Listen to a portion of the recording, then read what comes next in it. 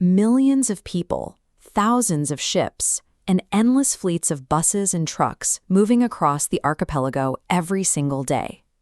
To maintain this immense volume of kinetic motion, the country requires constant combustion.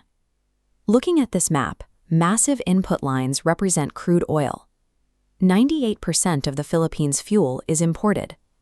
Following those supply lines westward to the Middle East, practically every drop must squeeze through one narrow bottleneck, the Strait of Hormuz.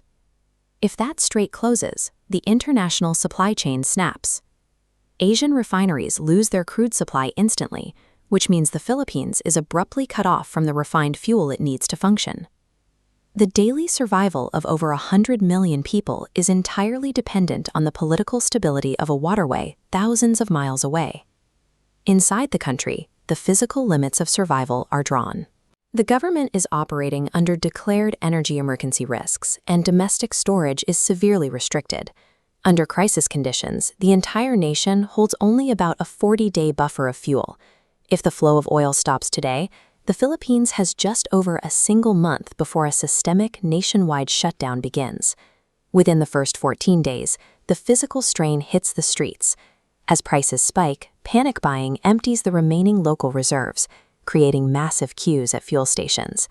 This immediately chokes off the national transit network.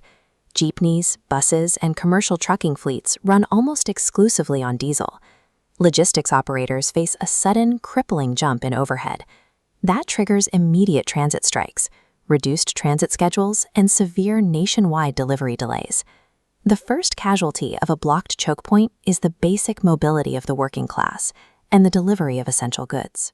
By week 3, the crisis attacks an entirely different vulnerability: the national power grid.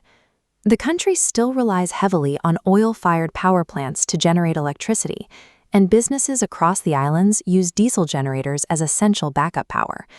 As those fuel buffers drain, rotational brownouts begin sweeping through the provinces, eventually rolling straight into the major urban centers. By week 6, the situation escalates from a logistical headache on the roads into an absolute blackout in homes and commercial districts. Moving into the second month, the lack of power translates directly into a lack of sustenance. Even locally grown rice and fresh produce are completely tied to diesel fuel. Farming tractors, irrigation pumps, and the engines on commercial fishing boats all sit idle without a steady supply of diesel. Even if food is harvested, the secondary supply chain collapses. Without diesel for ice storage and delivery trucks, fresh catch and produce rot before they ever reach the consumer, sending market prices soaring. In a highly interconnected economy, a fuel shortage eventually becomes indistinguishable from a food shortage. As the timeline stretches into months 2 and 3, the damage embeds itself deep into the economy, long after the gas station pumps have run dry. This timeline visualization shows the delayed, compounding effects. As global energy imports plummet, the supply of fertilizers like urea and ammonia crashes with it. That guarantees devastatingly low crop yields for the next planting season. Industrial manufacturing follows the exact same trajectory. Without combustion for production facilities or heavy transport, the creation of cement, steel, and everyday packaged goods comes to a halt. Simultaneously, the healthcare system begins to fracture. The cost of medicine surges as imported raw materials vanish, and hospitals without fueled backup generators fail to power their critical life-saving systems. What starts as a maritime blockage on the other side of the world forces a distinct chain reaction, a localized fuel crisis mutating into a food crisis, ending in total economic standstill.